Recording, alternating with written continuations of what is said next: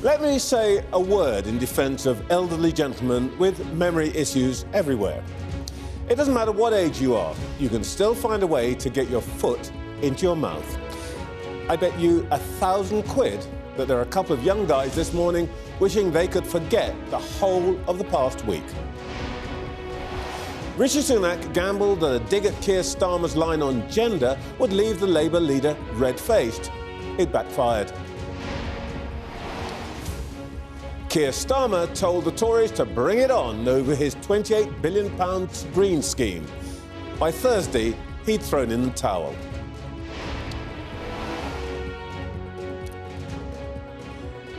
Joe Biden was outraged at suggestions that his memory was failing. Then he forgot the President of Egypt was the President of Egypt.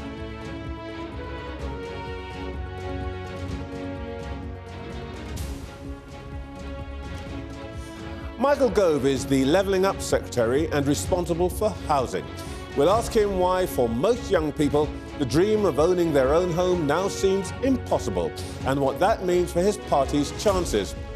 We'll also try to find out if next week could be even worse for the Prime Minister than this one. Labour will hope they've put to bed the week-long saga of whether the party will spend £28 billion a year on green spending if they win the election. Now we know they categorically won't. It begs the question that if they won't do that, what will they do? And can voters trust future pledges? Kim Lord Darroch is one of the country's most experienced former diplomats. He was the UK's representative to the EU, the National Security Advisor, and ambassador to the US, where arguments over President Biden's age are consuming politics. But is it also damaging the West at a time of huge global threat and instability? And does it matter who owns the media? There's a big political row brewing over a United Arab Emirates-backed outfit trying to take control of The Telegraph and The Spectator. We'll speak to that magazine's chairman, Andrew Neil.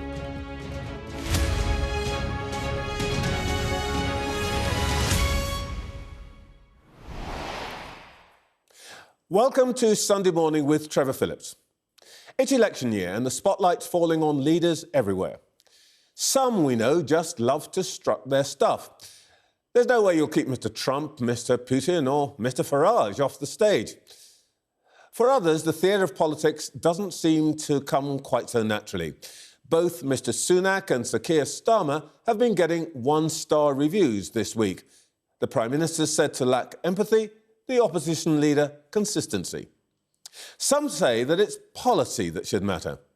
But when our two major parties are in lockstep on crucial foreign policy issues and seem bound by the same domestic reality, there's no money left, it's hard to avoid a focus on the character of our likely leaders. This morning, we'll talk to some of those who know them best, starting with Mr. Sunak. And I can speak now live to the Levelling Up Secretary, Michael Gove. Good morning, Secretary of State. Good morning, Trevor. Hi. Now, your colleague, the Defence Secretary, is said to be furious this morning about the Army's Diversity and Inclusion programme, reckons it threatens security. What is the problem? Well, Grant Shapps, the Defence Secretary, has been looking at the specific policies we have in the Ministry of Defence in order to ensure that we strike the right balance, that we provide protection for individuals in our armed forces, that we make sure that we draw on all the talent available in this country to ensure that we have a strong and diverse military, but also to make sure that these policies operate in such a way as to ensure that political correctness or some of the more, out there approaches that people take towards diversity, equity and inclusion don't impair our ability to defend our borders and to make sure that this country is secure. Can you give me one example of a situation in which an aim to get more diversity in the ranks threatens security? One practical example. How does that happen? Well, I think, again, you wouldn't expect me to go into details of security policy, but again, one of the things is that I just want to give me an example.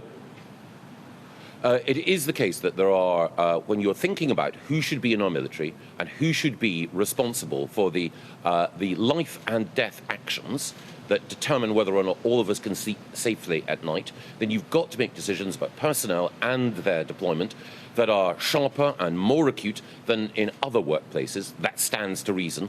And for that reason, some of the policies that might apply appropriately in other workplaces would not be appropriate in the military.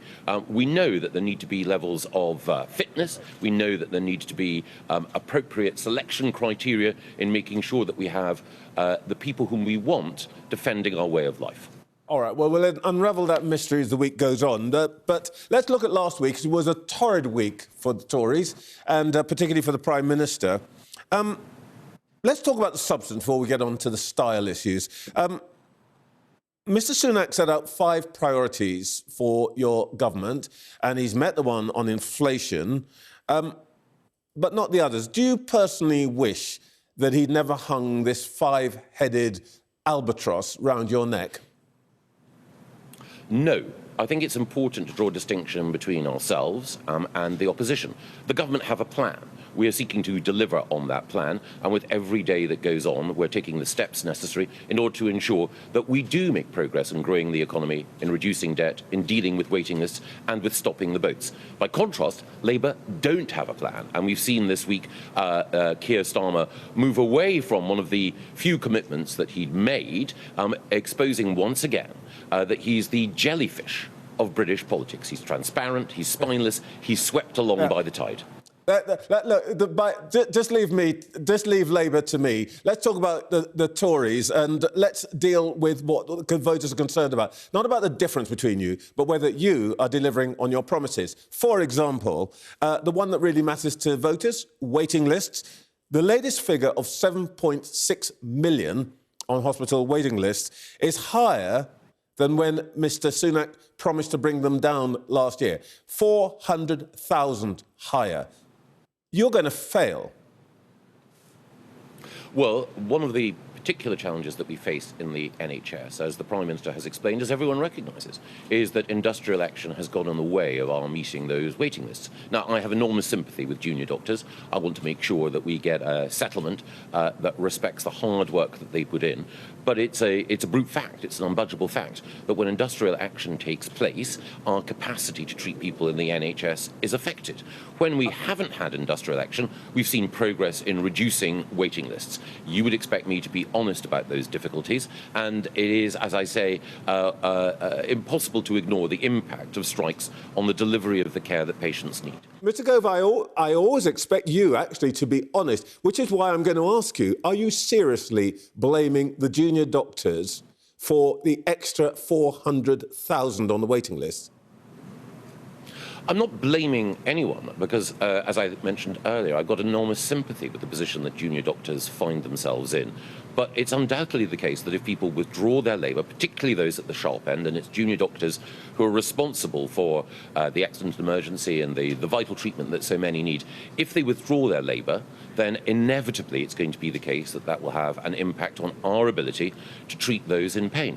But it's also important to recognise that Steve Barclay, as Health Secretary, delivered the first comprehensive NHS workforce plan in decades. We're recruiting more doctors and more nurses. We have record numbers of doctors and nurses in our NHS. So the steps that we've already taken will result in people in pain being treated more quickly. OK. The waiting lists still aren't coming down. But let's deal with another one, which is not one of the 5 promises, but a sort of shadow promise that all cabinet ministers have been making, which is that we will all pay less tax. The truth is, the tax burden is higher than ever. More of us are going into higher tax brackets. When you and I last spoke in September, you said you wanted taxes on working people to fall. OK, you've had the 2p cut in national insurance, so you don't need to repeat that, but taxes are still higher. Do you want the Chancellor to cut income tax next month? Trevor, not only did we speak last September, I think we spoke just before Christmas as well. So one of the points I think I made then is that because of the successful management of the economy, we've been able, as you quite rightly point out, to reduce national insurance. At the forthcoming budget, I know that the Chancellor wants to do everything possible to help working people, but it's more than a convention, it's more than just politeness. I can't preempt what the Chancellor is going to say in that budget in just over a month's time. But you will accept that the taxes actually haven't gone down, they've gone up. Well, I think everyone acknowledges that we've been facing very difficult economic times across the globe. So and again, you and your up. viewers will know. Well, of course it's the case that the tax burden has reflected, the huge cost of COVID, lockdown, the furlough scheme, the most generous scheme of support anywhere in the world was here in the UK, and in a straightforward choice between supporting people to stay in work or contemplating significant unemployment, I think we made the right choice. People can debate it, which was to spend the money necessary in order to keep people in work. That has a cost, everyone acknowledges that, but there's a distinction. Again, because elections are choices, between our path of lowering tax and Labour's commitment to decarbonise the economy by 2030, that by their own estimates will cost at least £28 billion. That means tax increases. Sorry, let's leave Labour out of it for a minute. We've both just agreed that taxes have gone up. Let me ask you another element of this. Do you think it's that helpful? It's not his fault, but is it helpful to your cause that we learned this week that the Prime Minister's paid a headline rate of 23% on his £2.2 million worth of earnings last year, less proportionately than a nurse pays? The optics are pretty awful, aren't they? Well, I think individuals' tax affairs are matters for them, and I think it's invidious to look at individual cases. I didn't go looking at his tax return. He put it out. He asked us to look at it. Well, again, both the Prime Minister and the Chancellor of the Exchequer publish their tax affairs, I think quite rightly, because of the positions that they take. Commentators will comment, but my own view is that it's important for everyone to fully pay their taxes. It's also important, however, rather than looking at the tax affairs of any individual, to look at the tax policy of the government. And the key thing is that for anyone on an average wage of about... well, people will make a judgment about what's called the political optics of something. From my point of view, the most important thing is, are we helping working people? And we reduced, as you quite rightly point out, national insurance, and that means that for people on an average salary, including people in the NHS, they're hundreds of pounds a year better off under the Conservatives. All right, let's stop going around this track and let's talk about your actual job. You've written this morning that democracy is endangered because since 2000, home ownership amongst the under 35s has plummeted. Now, the Financial Times estimated that fall has been down by a quarter, and that's driven by a shortage of supply. So why did you drop the target of 300,000 new homes every year when that's clearly the big problem?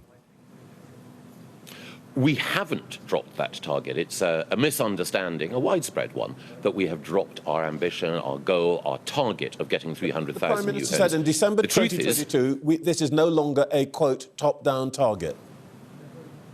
No, I think you're, which a lot of people do, mixing up the 300,000 target with the approach that we take local authority by local authority. But more importantly, you don't need to look in the crystal ball. Just look at the fact that over the course of this Parliament, we've delivered 1 million homes. Over the course of the time since 2010, 2.5 million new homes. Over the last 30 years, the 4 years when we've had the highest number of new homes have been since 2019. So, of course, we've got to do more.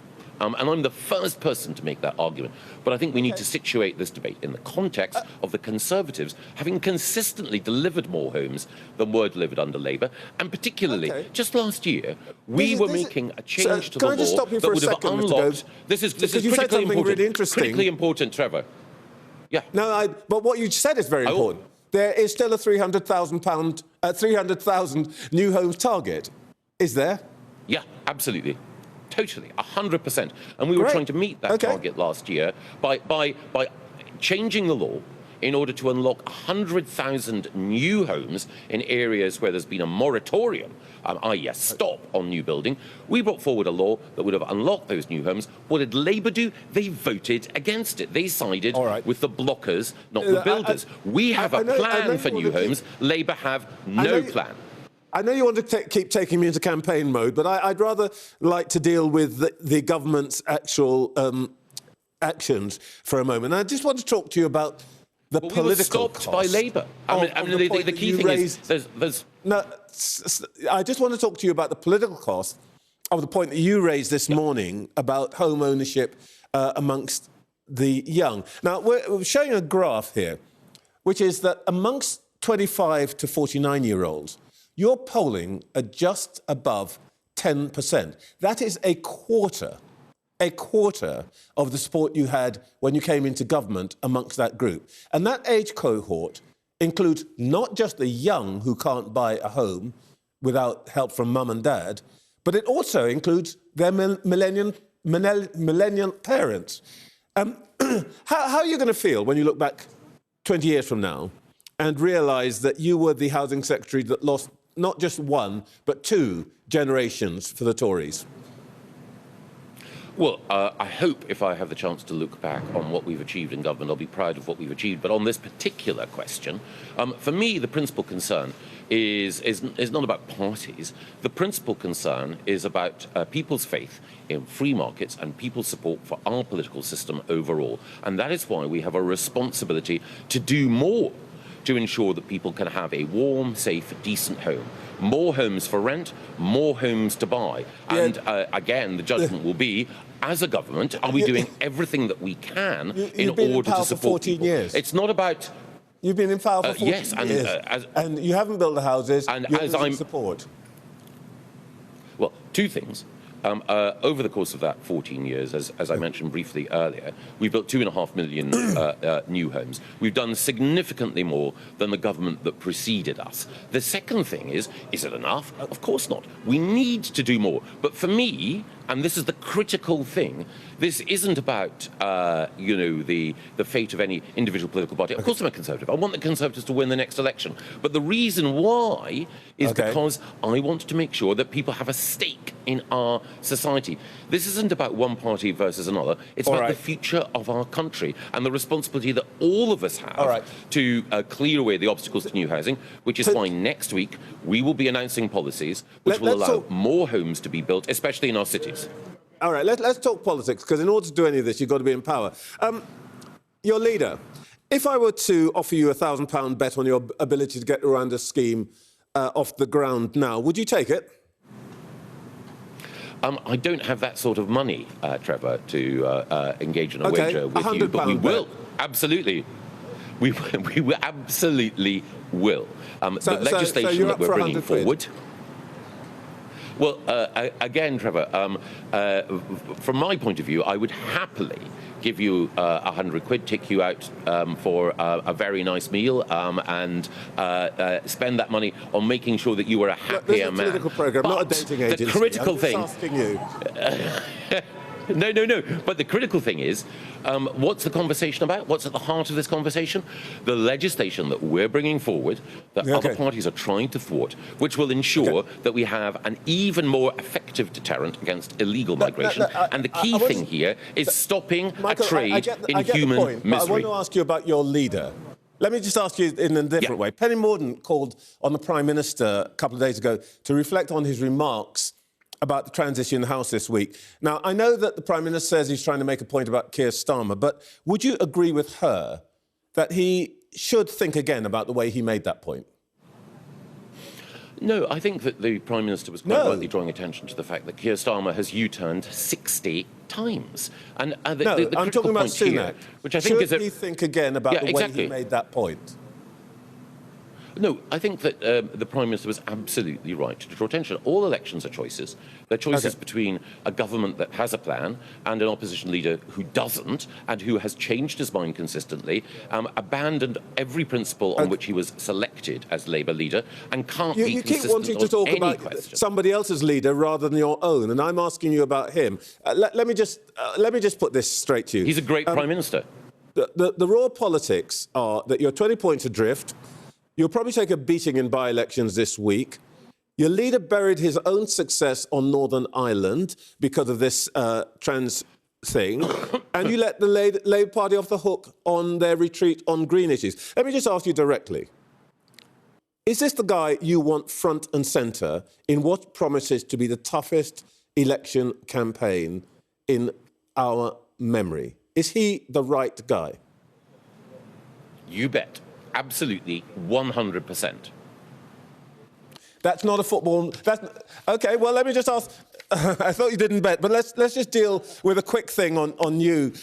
There's several people no, I'm just lining saying up to replace I was using a straightforward affirmation of confidence. Yeah. Look, yeah, I the love Prime it. Minister is one of the most gifted leaders in the Western world. He is Thank someone you. who has a razor-sharp intellect, great integrity and determination to do what is right, and above all, a plan for Britain. I'll let you make a clear statement on that. Just a quick couple of questions about you. You can do yes or no. There are people lining up to be a successor if he does fall. Liz Truss has a book coming out in April, Traditional Signal of a Leadership Bid. Have you pre-ordered your copy? No, but I will now. Thank you. And another likely contender, Kemi Badenoch, often seen as your protégé, told my colleague on The Times, Janice Turner, that you did something very, very annoying and that two of you are not as close as you used to be. What exactly did you do to hack her off? Firstly, Kemi is not my protégé. She's nobody's protégé. I think it's wrong, and it's often the case that it applies to female politicians that they're accused of being protégés. Anyone who knows Kemi Badenoch will know that she is her own person. The second thing is, I think the world of Kemi. She is one of a number of immensely talented people around the cabinet table who give us hope for the next generation. Kemi Badenoch, Claire Coutinho, Laura Trott, Richard Holden, Alex Chalk, a galaxy of talent. Yeah, the she's third not saying thing the same is, thing about Kemi, you. What did you do to hack her off? The third thing is that, as Kemi herself has said, I think when she was chatting to you, Trevor, people aren't interested, or I hope they're not, in the tittle-tattle of politics. They're interested in what politicians do for them. They're interested in the policy changes made. And the key thing is that Kemi has been delivering both our membership of the largest trade bloc in the world and support for the steel sector. And, of course, the thing is, me being me, there are plenty of things I do that irritate some of my colleagues from time to time. Commentators, I'm sure, will want to speculate on all of that stuff. What I do is make sure that I am part of a team that is delivering, and whether it's supporting steel workers in Port Talbot or supporting the Nissan factory in Sunderland, Kemi Badenoch is a world-class cabinet minister. Michael Gove, irritating, surely not. Thank you very much, Secretary of State. Well, let's go straight to our panel. On with us throughout the show today, the former advisor to Boris Johnson, Joe Tanner, the broadcaster Sangeeta Maiska, and the former advisor to Labour, John McTernan.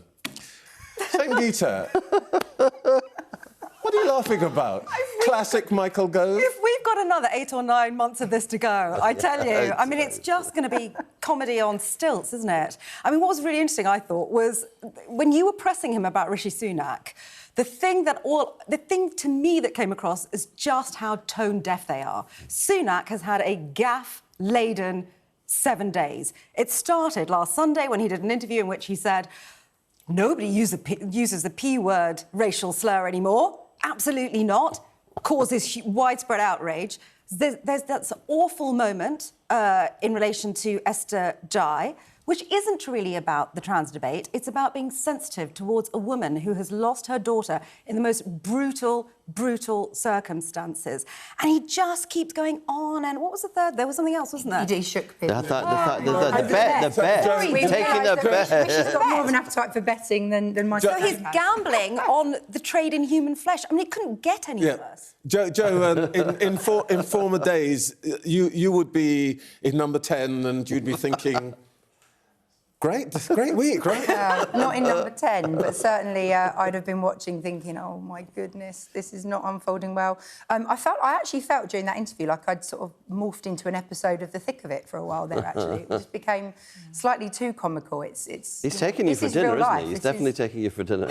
Yeah, I can't wait to see the readout from that one. Dinner with Michael Gove would be entertaining. It would be great. But seriously speaking, the character of leaders is now coming into focus. And the thing that struck me most of all was that Sunak has not been completely unsuccessful, particularly, for example, the Northern Ireland thing, but that's just got buried. Yeah, and I think what's interesting is that they've made everything so personal about Keir Starmer because they've been watching the polls around what is the feeling the public have on Keir Starmer. And so this issue about whether Keir's cutting through, the Tories have obviously decided that's the way to go. But it's the same old thing. You start throwing stones, and what happens is those stones get lobbed back in your direction at some point. And so, funnily enough, there are questions being asked about things that Rishi has done over the past week in particular, and it hasn't ended particularly well for him. John, we'll no doubt come to Labour's travails later on in the programme, but I guess that the leader of the opposition's office are sitting watching this and they're quite cheered up in some ways. The thing is, if you have a strategy, and you could hear it in the words that Michael was using, they call it a plan. It's got to be the right plan. It's no good saying, stick to the plan, we've got a plan, if waiting lists are rising. There's no point in denying the reality that people have. If you make a bet for £1,000, you're showing... Michael Gove said he doesn't have £1,000 to spare. Who has £1,000 to spare? Turns out our Prime Minister thinks of £1,000 the way other people might think of a tenner. And that shows a distancing, because the Prime Minister's character is what Joe said. The character of all the leaders comes into play, and then people are making a judgment. And the brute reality of being 20 points behind in the polls should be the discipline that makes people have an answer. And the big thing that I felt about this week was, when you make a mistake, make a quick apology and move on. And it hurts you to make an apology. It makes you feel weak, but actually in politics it makes you stronger. And I think that inability to make consent... Michael wants to come on to talk about housing. Who's caused the housing problem? Yeah. Who's been in power for 14 years? But There's never a concession. concession. Always make you feel weak? I don't think that's necessarily the case. In the case of Esther Jai, a quick apology for being insensitive, right, towards a woman who had just lost a child, I think would have won Sunak, who is widely perceived as being somebody who's out of touch, lacking in emotional intelligence. Yeah. It would have actually boosted his credibility. Actually, talking about young people, possibly with young people, right? They've got so much more sensitive and so much more... Politicians have got caught in this corporate communications trap, which is, if you're a company and you do something wrong, if you apologise, the insurers are all kind of, don't apologise, that means you're accepting responsibility. It was your fault.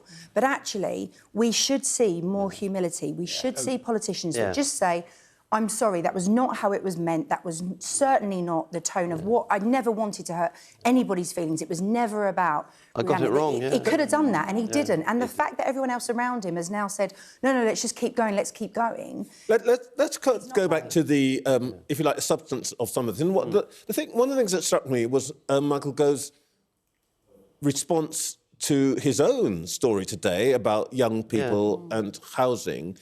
He slightly brushed aside that there's a graph that my colleague has created about young people's voting habits, which shows us that in 2010, the Tories had about 40% of the 25 to 49 cohort. It's now down to 10%. This is existential for the Tories, isn't it? Yeah. And I think the point about this is about that age group. But what everyone forgets is the grandparents, their children, the people that are around these folks are also thinking they're never going to get on the housing ladder. My gosh, the economy doesn't work for them. They're going to see their children having their children still living at home as an older voter. So they're going to think, well, what have the Conservatives done for them? And as a young person, You might have left school, you might have gone to university, you've been affected by COVID, you've been affected by strikes, you've seen your parents with interest rates go up. It isn't just about one group that can't get on the housing ladder, it's about everyone else around them too. Thank you, Joe. Well, what's interesting is if you take a close look at that graph, so there's a dip around 2013, and then it really begins to tail off, actually from 2020 onwards. So it wasn't the case that it was irrecoverable, right? So the Tories have clearly missed an opportunity, and it's for all of the reasons that Joe has outlined. You've got young people in insecure jobs in the gig economy who can't get on the housing ladder, who look at the state pension. I was talking on my show yesterday about the state pension, for example. Many of them will describe it as a Ponzi scheme. They know that they'll start paying into it, that more of them are required to keep doing that. They see themselves as people that are propping up older generations without getting anything back. And what's interesting to me is what this is going to do in an underlying sense to society. Are we going to see this huge schism opening up between older people and younger people who feel betrayed? John, you're an experienced political consultant, and if you had to take this graph to, your client, what would you be saying it means, and is it recoverable?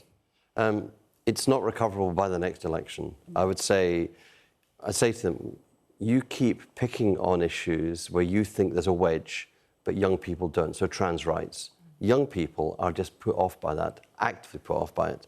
Secondly, you've got structural policies.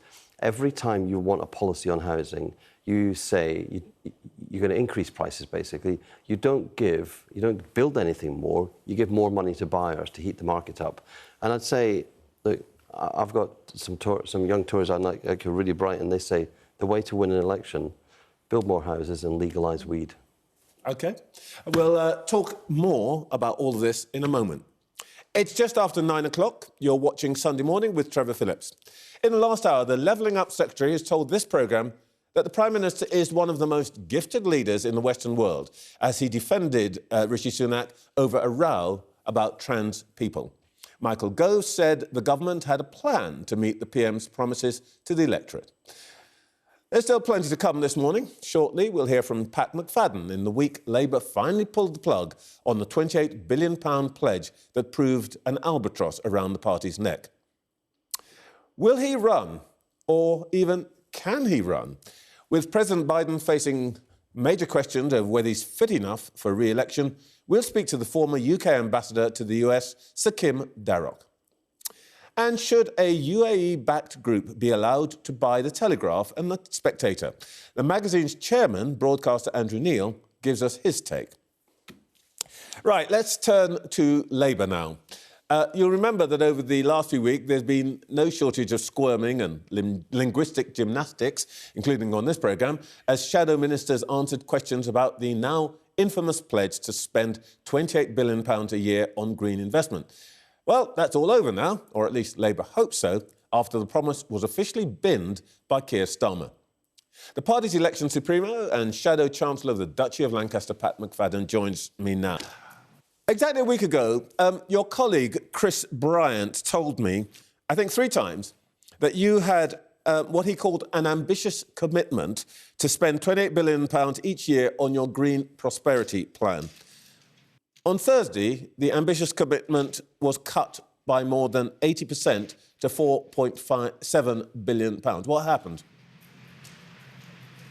Well, I don't think it's been any secret to you or to your viewers that this has been under discussion for some time. I mean, what's happened is a couple of things. Since this policy was announced, interest rates have gone up a great deal. Let me just illustrate this for you. When it was announced, they were at 0.1%, basically zero. They're now at 5.25%. What that does to the cost of government borrowing is it means it's £70 billion a year more to service that debt now than it was when the policy was announced. And anyone watching this programme who's had to refinance their own mortgage in the last year or so will understand that those kind of interest rates have an impact on your borrowing costs. So the economics made a difference here, but there's another point to remember in this. Although we've made a change, and a change is always difficult about these things, let us not lose sight of what has been kept here, because what's been kept through a different balance of financing between windfall taxes and borrowing is GB Energy, a publicly owned energy company to help drive the transition, a national wealth fund that will invest in things like green steel for the future in our ports, and an important home insulation programme that will help to get bills down. So we've preserved a lot as well as making the change.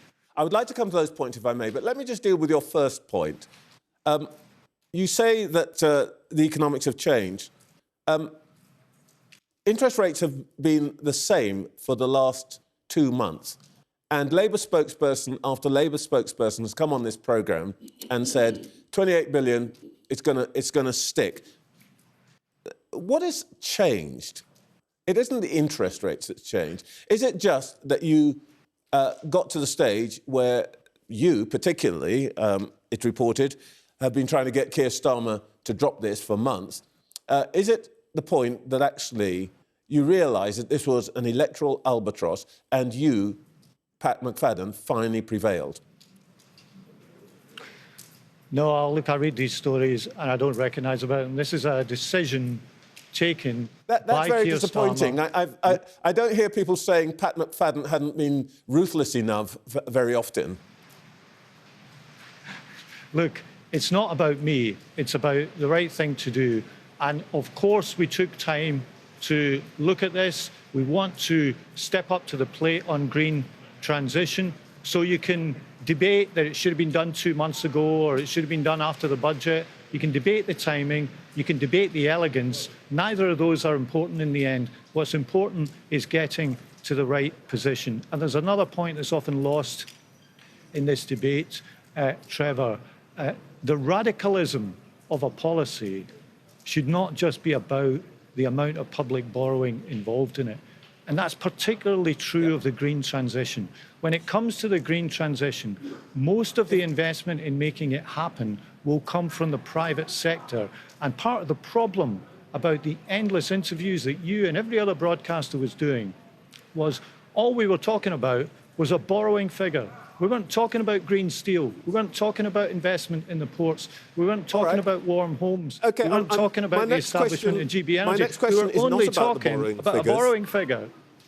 OK, let me move on from the borrowing figures and let me put this to you. This is politics. You're the election supremo.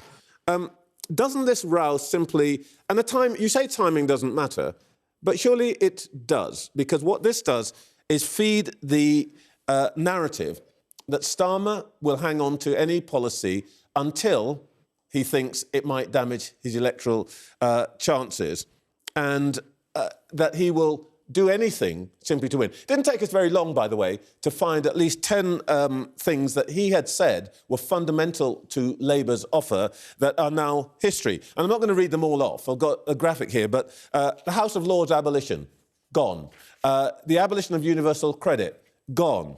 Abolition of tuition fees, gone. All things that he said that he would do. Now, isn't your problem that what this row does is suggest that Labour really can't be trusted? Well, let me make 2 points in response to this. First of all, I think it's an act of strong leadership to look at your manifesto promises in the run-up to an election, which it could be any time this year, and really test them against current circumstances. And if current so we can expect more promises to be binned? A huge rising. Look, if things have to be changed in the latest circumstances, that's the right thing to do. The wrong thing to do is to just keep things if something like your borrowing costs have gone up by £70 billion a year and ignore that fact. So it's an act of leadership to make sure that when you go to the people in an election, the policies in your manifesto are absolutely right for the circumstances in which that election is fought. And it's no secret that oppositions will say things years before an election, but we're at what Alex Ferguson would call the business end of the season now, and we've got to make sure that manifesto is right. But the second point I want to make on U-turns is the Prime Minister we have is a living U-turn. He's only there because they had to ditch a disastrous mini-budget, and the centrepiece of his leadership in the past year has been to ditch a policy on HS2. So he is actually a living, walking U-turn. I've just That's been ticking off so this Michael attack, Gove we're the only people who change our minds. Leader. And I'm afraid I need to do the same with you. Case. I want to talk to you about your own leader. And if I may say, you've been admirably frank. But to take your Alex Ferguson analogy, we are getting into squeaky bum time. And I just wonder whether there is anything that you can say to viewers now that is a promise from Labour that you feel will be good at any time the election comes. Anything other than the windfall tax, we've had all that, anything that you can say to viewers, this is absolutely something that Labour is going to stick on whenever election turns up? Sure, I'll give you plenty. I don't want to give you too long a list, but One. you know, by way of a few examples, we've got huge NHS waiting lists right now. We're going to get rid of the non-dom tax break and use that money to help get those waiting lists down. That's a change worth having for anyone waiting for NHS treatment. We've got children going to school hungry right now. We're going to have a breakfast club in every primary school so that they can concentrate on their lessons rather than thinking about where the next meal is going to come from. These are changes worth having, and change will only come in this election year if people vote for it. Pat McFadden, thank you very much for your time this morning. Thank you. Right, back to our panel now. Joe Tanner, Sangeeta Maiska and John McTernan. John, this 28 billion, they've tried to put a cap on it, but it's a bit like a bad smell. It's not going to go away, is it? Well, I think it is, actually, because if we go back to the conversation we had before about is it stronger to keep saying the same thing as the Tories do with their lines, or is it stronger as leader to say this has to change? You know, when the facts change, what should you do? Stubbornly deny the facts, stubbornly go, we're still going to stop the boats, we're still going to grow the economy, I think in this case, Labour have gone from a position where they were fighting about a figure to, to something Pat got onto. Great British Energy is now going to have £8 billion to be a public company, not a label, not a brass plate, but actually £8 billion. There's something substantial about the purpose and the impact, and you have to get off figures to purpose. But do you think tactically it was just a mistake to have posted this 28 billion in the first place? So I always think in politics, talk about the purpose, not the process. And figures are process, figures aren't the outcome. And so back in 2021, when Rachel announced the policy, it's a big number. It felt quite old Labour to me. It's a kind of very old Labour thing to do. We're going to spend money. Explain to younger viewers. You are part of the New Labour project still. Yeah, and to younger viewers, old Labour did actually exist. And so there's always and Pat. So when you asked Pat to defend policies that Labour would implement in government if we're elected, he went to people. He talked about a child, you know. He was trying to draw images. And most of our communications with each other are about people. They're not about numbers. We don't go around quoting numbers to each other. We tell stories. Storytelling is the big... I guess I think the first thing about the 28 billion was, you know, someone else once talked about 350 million and put it on the side of a bus and it didn't end too well either. So I think, you know, that these are big sums. The public don't always understand them. I think the really sad thing about this, I don't mind about U-turns. I don't mind if people say something's not going to work. But what I found really interesting was that Keir Starmer, in his conference speech last year, he talked about wanting to level with the public. He talked about the fact things were going to be tough, things were going to be difficult. And actually, I think more of that language should have been coming through. I don't think we've had a Tory government that have been blaming everything from Ukraine, the economy, all sorts of, you know, energy prices, all sorts of things on why they couldn't do what they did, and COVID. And actually, I thought Labour could have taken a slightly different tack. I appreciate the numbers are different, but we are seeing mortgage rates, you know, interest rates are starting to come down. There is some change coming in the economy. So to have announced it now does suggest there is more to this, which I'm sure will unravel.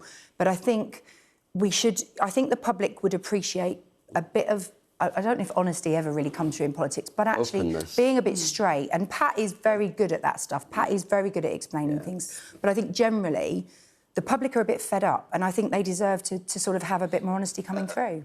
Sangeeta, without trolling over the actual politics, there's an underlying question. We talked about Rishi Sunak and whether he's good at communication or not. We've now got this change in Labour.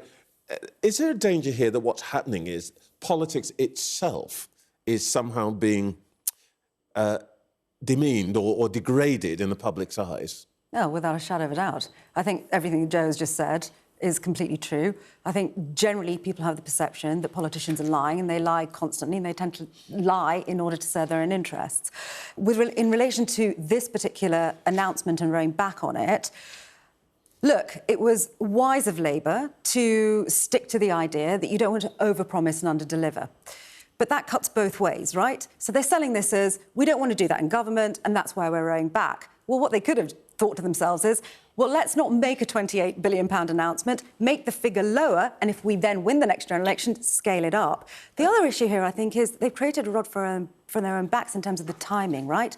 You pointed this out very well in this interview. Context is everything. This all is set against the backdrop of Keir Starmer being labelled as someone who does U-turns.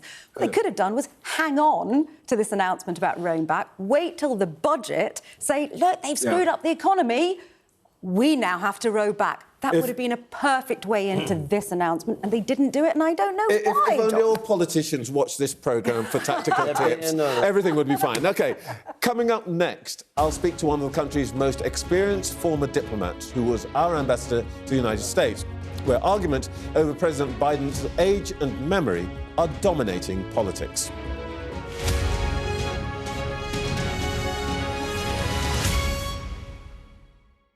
This week, a special counsel investigation said that Joe Biden was an elderly man with a poor memory. It reignited a row that's been rumbling for months. Is he too old to be president? Many people think it means Donald Trump is more likely than ever to return to the White House. So what does it mean for the wider West as the global security situation seems more dangerous than ever?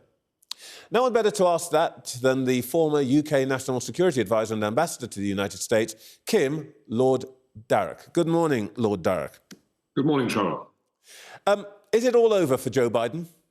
I don't think it's all over, because I think, to an extent, what the special counsel has said was already priced in. The Republicans have been on this issue for months now, but it provides a kind of independent verification of these Republican accusations about his fitness to serve, and so it is very, very damaging to him. By the way, it's not just Biden, of course. I mean, there are similar accusations about Trump, who models up sometimes where he is speaking from or who he is speaking about. Recently mistook Nikki Haley for Nancy Pelosi, but it's very, very bad for Biden. No wonder the White House reaction has been so furious. I mean, it's interesting. You're right about Trump, but it cut through with Biden and it doesn't cut through with Trump. Why? I think because, first of all, Biden, I mean, he is older, but only about 3 or 4 years older, but he looks older, physically looks much older than Trump. There is something kind of indestructible about Trump. He's sort of like the Terminator, you know. You can't imagine him stumbling or looking as old or as feeble as Biden sometimes looks. And second, Biden has had a long history of flubs and gaffes and missteps. So there's an awful lot of stuff in the archives which you can pull up to kind of build this story. And I mean, a number of the, especially the US channels, seem to have them on a permanent loop, all of this stuff from Biden's past. Do you think there's anything the Democrats can do to pull back from this? I mean, what does he have to do? Done with his vice president? What does he have to do?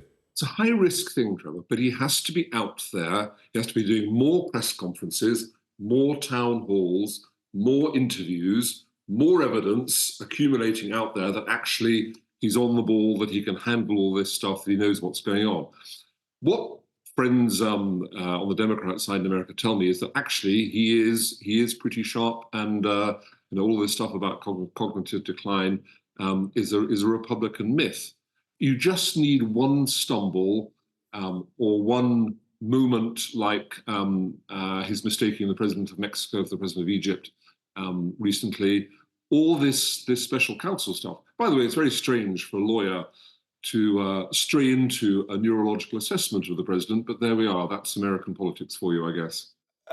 Of course, one quick point is that all of this makes a Trump presidency, I beg your pardon, loom as more likely.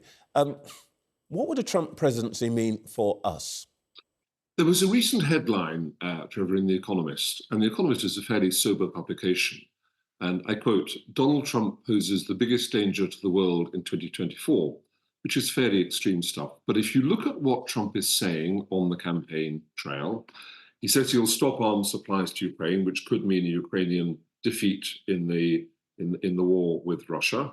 He says on climate change that he would drill. He would certainly leave the Paris Agreement as he did in his first term. He says he would impose 10% tariffs on all imports into America, which would be massively disruptive to world trade and would trigger basically a global trade war. And he's just said that he would, and these are extraordinary words really, that he would encourage aggressors to do whatever they liked to members of NATO who were not paying 2% of GDP for defense. That's quite a turbulent and disruptive agenda, even if not all of it actually came to pass in the Trump presidency. So you can understand the worry. OK, well, let's turn to, if you like, the hottest theatre of war at the moment. Are the Americans, as you see it, increasingly frustrated by what they see as Israel's behaviour in that conflict? Absolutely. Not just the Americans, by the way. I think David Cameron, since he's been Foreign Secretary, has toughened UK rhetoric on what is going on in Gaza quite substantially. And it's a very deliberate thing by Cameron to publicly muse about recognition of a Palestinian state. But if you look at the lines that are coming out of Washington, they are much tougher and increasingly angry tone, and some actions like President banning those Israeli settlers who've been causing trouble on the West Bank. The problem is that there's a kind of deal that US will offer Israel pretty much unconditional support. In exchange, they get some traction on what Israel does. The second part of that equation doesn't, to me, seem to be working. Netanyahu, so far, seems to me be ignoring all of this American pressure. I don't know how often Tony Blinken's been there, but several times it doesn't seem to be having much impact. I suppose one of the things that we perhaps don't think about enough is what's happening internally in Israel. Netanyahu was an unpopular leader, but is there a sense in which he himself is now he is now driven by popular sentiment in Israel, which is essentially to prosecute war until and unless the hostages come home? Well, I think Israel is a profoundly divided country. Netanyahu is an extraordinary political survivor. He's never been dominantly popular in Israel. Every election that he's won has been by a narrow margin. He's had to go into coalition with some right-wing parties to stay in power. But he's been in power for 16 years, which is the longest prime ministerial term of any prime minister in the history of Israel. So he's an extraordinary survivor. I think at the moment that his political career is hanging by the thinnest thread it has during his entire time as prime minister, because he is blamed for what happened on the 7th of October. But there is no doubt that there is a significant body of Israeli public opinion that really wants this ground operation in Gaza to go on for months more and to achieve, as Netanyahu says, the complete destruction of Hamas. By the way, an objective I personally believe is unattainable. Kim, Darroch, thank you so much for your time this morning. Pleasure. Thank you.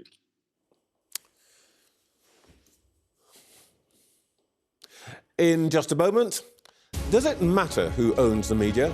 What does it mean for our politics? I'll speak in a moment to this man, Andrew Neil, who is chairman of The Spectator.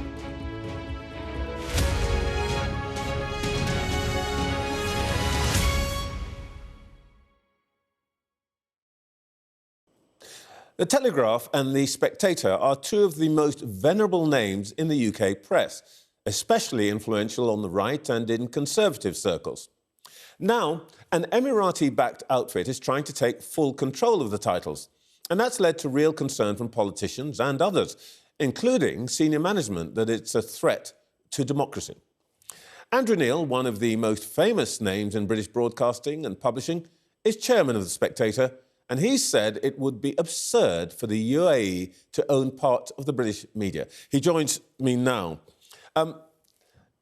Andrew, ministers are weighing up whether to block the sale of the Telegraph and Spectator.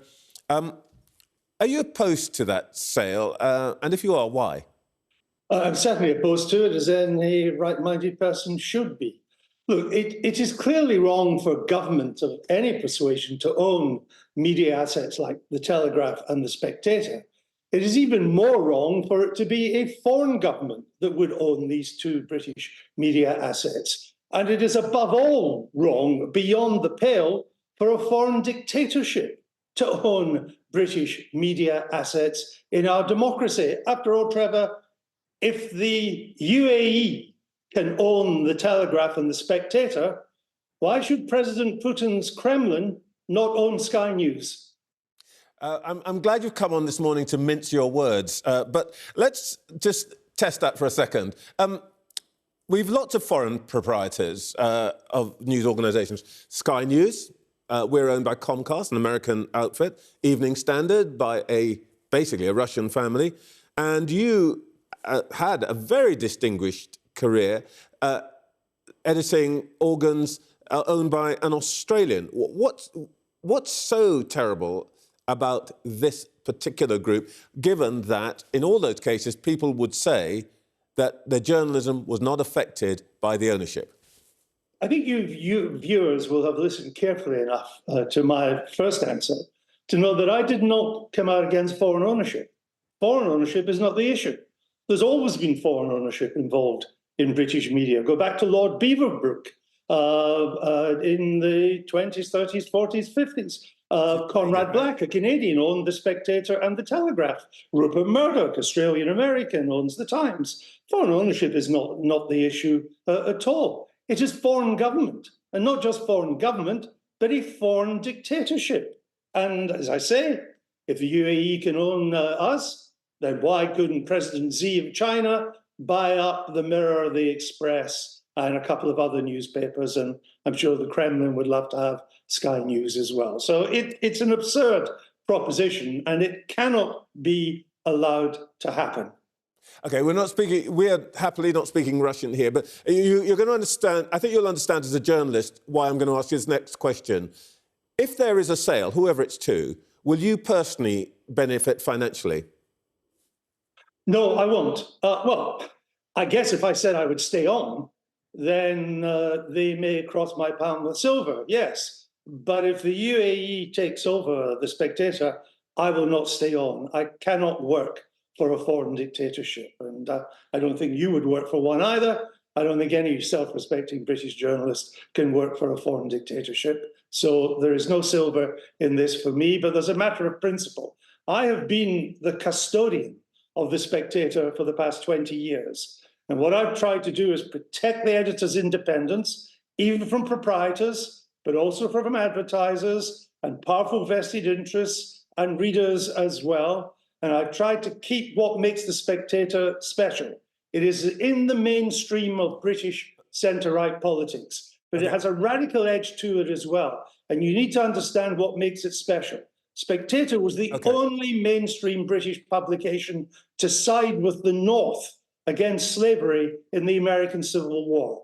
The first British mainstream publication to campaign for the decriminalisation of homosexuality in the 1950s. This is important. You think the UAE would allow that to happen? I don't think and the first one to call for an amnesty for illegal immigrants. All right. I don't think anybody will doubt The Spectator's bona fides. Let me just ask you one other business question very quickly. Have you thought about a management buyout? You cannot do a management, we have, but you cannot do a management buyout when you're dealing with a trophy asset.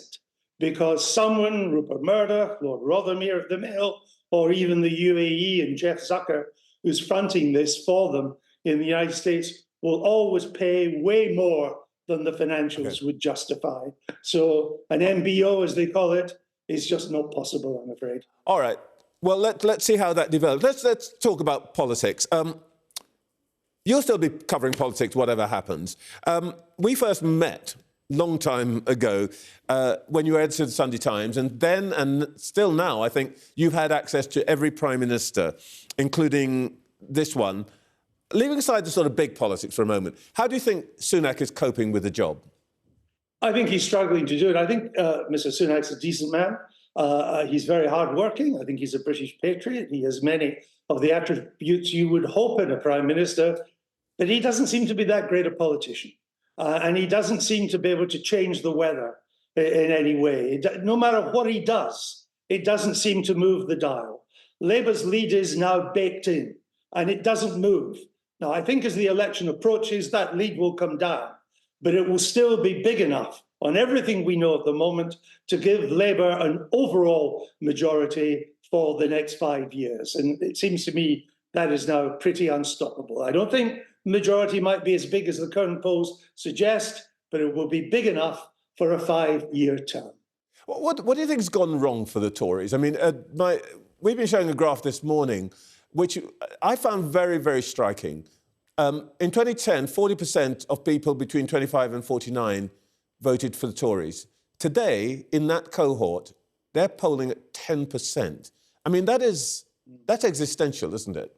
It is existential. You add in the fact that Labour is now doing well in Scotland too, where they haven't done well for a long while.